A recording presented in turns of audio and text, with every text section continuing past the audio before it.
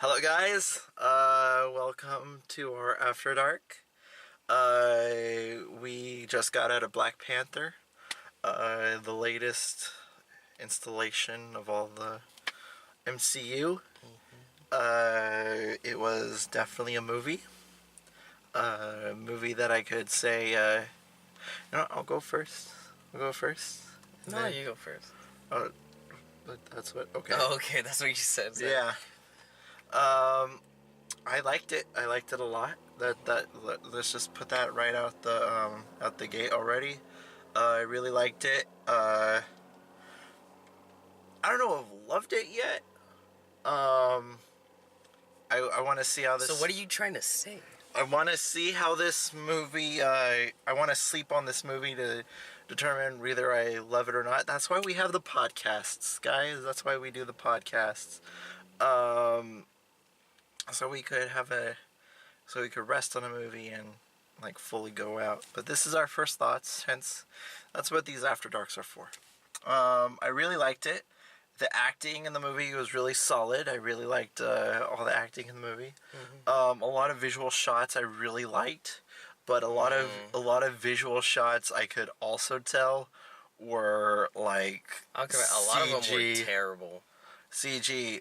Well, there was a few scenes which I'll get to later in the spoiler section. But for right now, I was thoroughly entertained with the movie. It really delved into Chadwick Boseman. Man, he's fantastic as Black Panther, and he was great. He did. You believed him as this king. You know, you believe that he could be king. And all the score.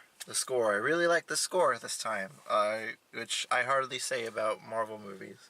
The last time I thoroughly enjoyed a score from Marvel was probably Avengers, the first Avengers. That was the last time. The rest have not stuck with me. Thor Ragnarok? But no, because I don't remember. Oh, okay. I don't remember it. So, this one. I don't think you remember this one in about a week. This one I definitely I'm like, oh, this is music. This is music playing in the background. It sticks out. This is music. Oh my god. It sticks out. So I really liked that aspect. I really liked the back and forth. Michael B. Jordan. He was a serviceable villain. Not the best villain. Well, I'm letting you say what you feel right now. But he's definitely up there in terms of he was good for what this movie was doing, and that's more than I could say about any other villain like Christopher Eccleston, or Lee Pace in the first Guardians movie, and just all these other actors. But this one he definitely sticks out. He's not the best, but he's good. He's a good villain. I think Ryan Coogler did a really good job at this movie, and yeah. Okay, now here is the part in the show where after I give my review, yes, this is the part where Peter, as per usual, tells the other person that they are completely, utterly wrong, and only when they're wrong. Peter. I feel very similar to this, the way I felt to Wonder Woman. Which is everyone was like, oh my god, it's so amazing, it's this and that. And I walked out, I was like, it was pretty good. It was good? It was good. Just good? Yeah. Not great? No. Okay. All the things that people tried to say, wow, this is great, wow. Michael B. Jordan, they're like, oh my god, easily the best villain in the MCU. And I was like, he was good. But I really expected a lot more the way he was serviceable. Yeah, he definitely came in, did his villainy shit, and left. And that was pretty much it. I couldn't say I was impressed. Everyone's talking about oh, it's so impressive. It's the way they take on politics and stuff like that. I was like, it was okay. It was very surface level. The whole political commentary was sprinkled in, but that wasn't like the main point of the story. Like I everybody, feel like it was very surface level too. It's like, oh, we need to help each other. It's like, yeah, that's good, but I feel like they could have done better with what they were trying to do. if there was probably a better villain, I think the idea of the villain was good. the idea, But again, it was just very surface level. It did feel like they were sort of afraid to take it further. like the writing of the villain, like the Michael B. What was his name? Something Killmonger. Well, that was the comic book. Another monger in it. First we have the Ironmonger, and now we have the Killmonger. Yes. It's like even the writing with his dialogue was very stereotypical villain. Like, oh, it's our turn. This is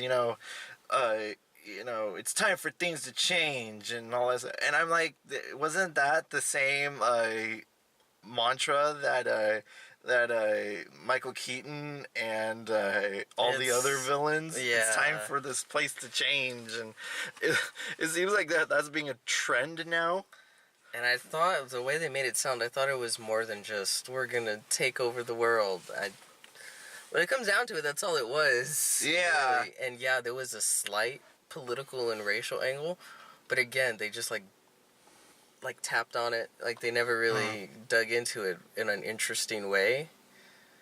So, the things that I liked best were the new characters and the country of Wakanda. Like the country, I really like. That was really cool the way. I like understanding that, dude. The sister has a kick-ass lab. Like the way it's like underground and it has like tunnels and all that stuff. Yeah, it is underground. Oh yeah. They go underground and she has a killer lab, and that was really cool. Oh yeah, the technology stuff was cool. Like when they show what's the other guy, Mumbatu? Is that his name? His name in the comics is White Ape, but they never called him that. But they showed like they have the whole like they live in the mountains, that thing.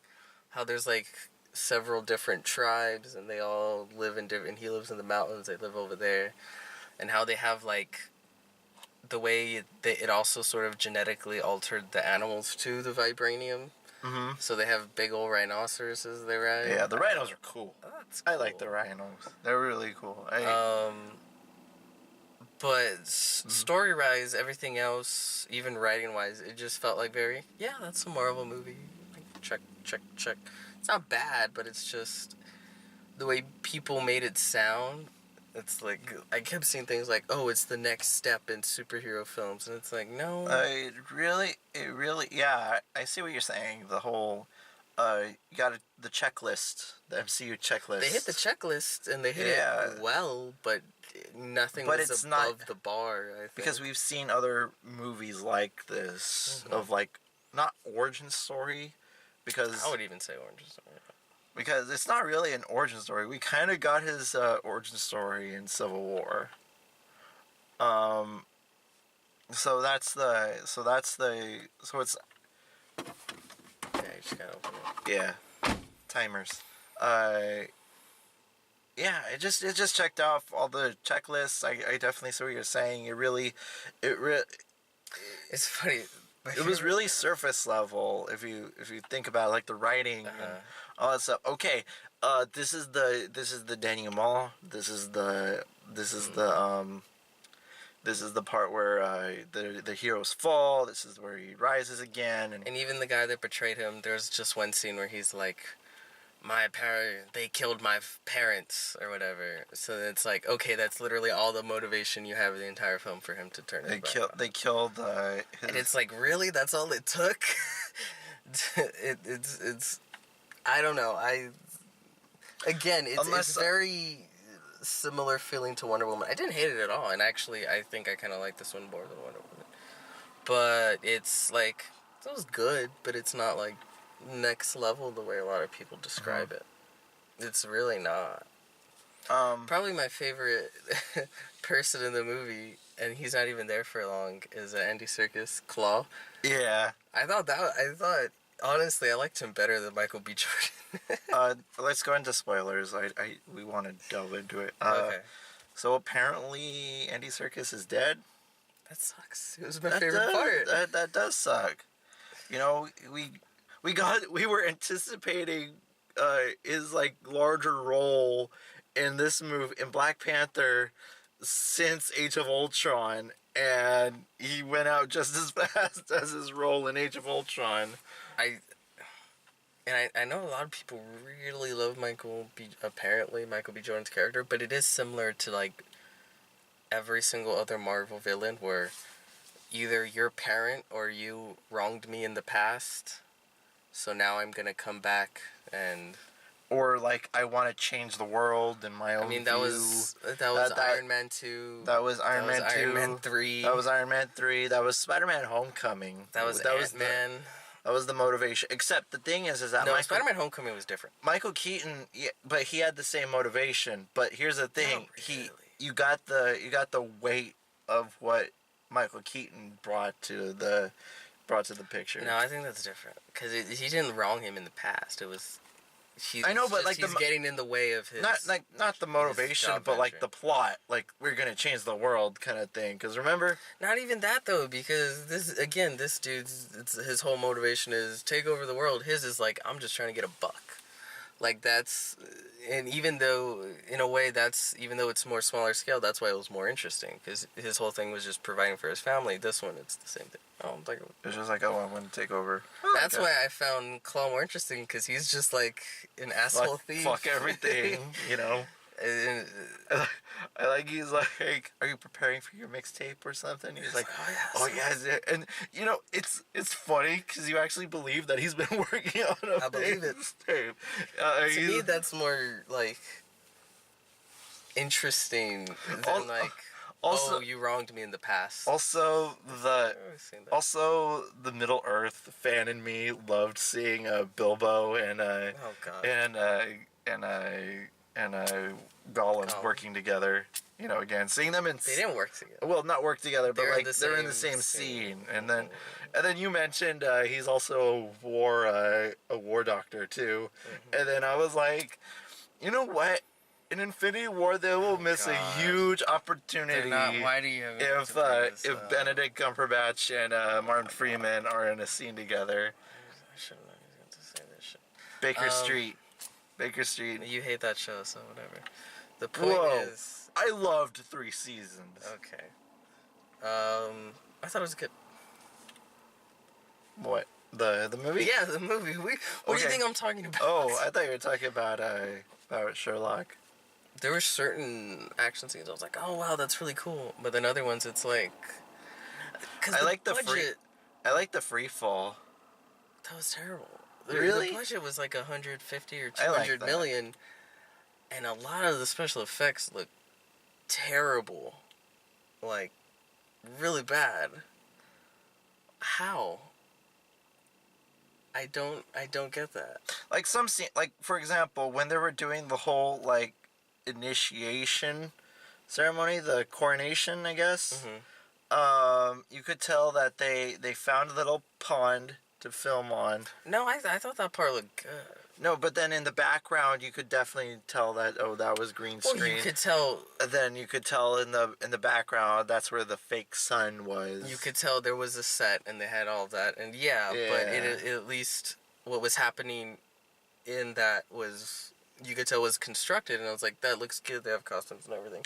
The end fight, it's like it's very clear. Yeah, that it was in a blue screen. They were all in a blue screen, and stage. Then when people would get knocked out, it's like, "Oh, look at that CG ragdoll fly over there," and it was like, I don't know. I thought it was weird why it looked so cheap.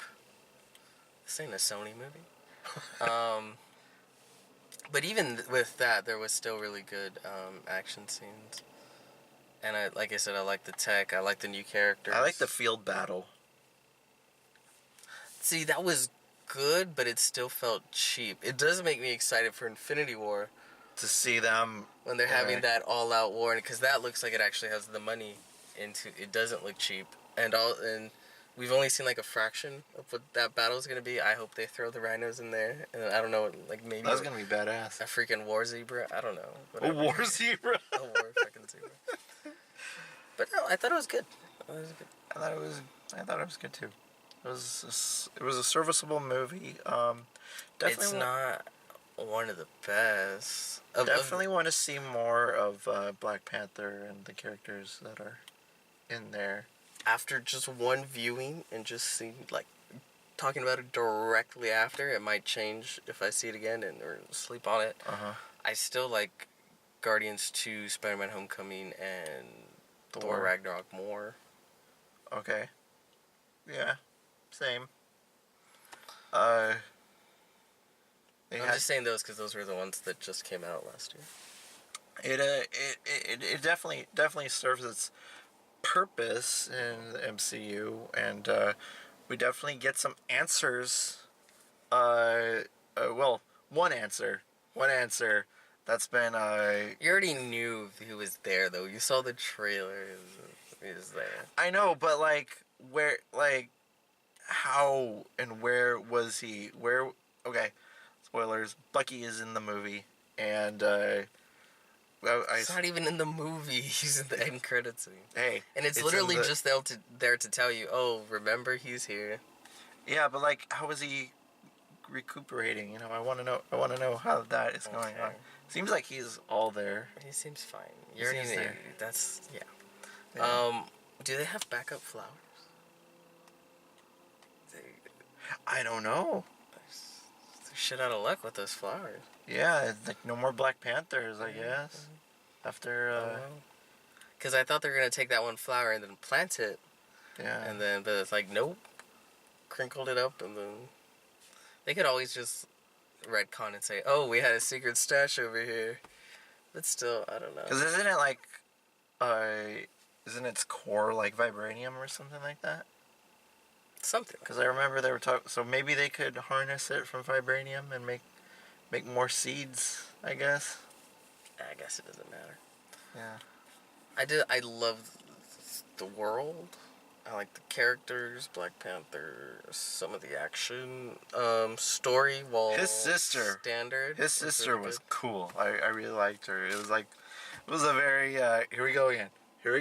It was a very very James Bond Q like thing, and I was like, okay, I dig it. I dig the whole like mad scientist kind of thing with her, and like the way that she's like impassioned with what she does, and the way that she's like, oh, this is what this does, you know, check it out, and like very like there's passion behind what she does in the role. I remember them before it came out. They're talking about how this is the James Bond of the MCU.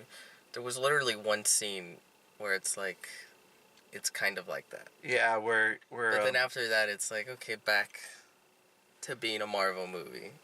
So even that was just kind of like, I can understand if you're saying, oh, we have a James Bond like scene, but they said no, this is straight up the James Bond, and it really wasn't. I've never heard about that little aspect of it, so I was like, okay, there's this James Bond-esque scene where you have the techie and the hero, and they're doing the on tech kind of thing, much like Bond and Q do, and then that's the only correlation I see, and a kick-ass lab. Okay, final thoughts. It was good. I mean, check it out. Maybe. That doesn't sound very enthusiastic. I say definitely. Check it out. Get your own opinion on it. I definitely really liked it. I just feel like it's not a game changer the way some people might feel. I just think it's really solid, really good.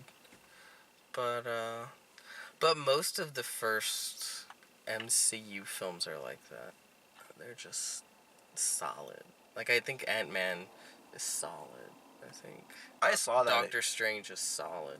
I saw that again, and I was still as thoroughly entertained as I was when I first saw it. They're good movies. But yeah, I liked it.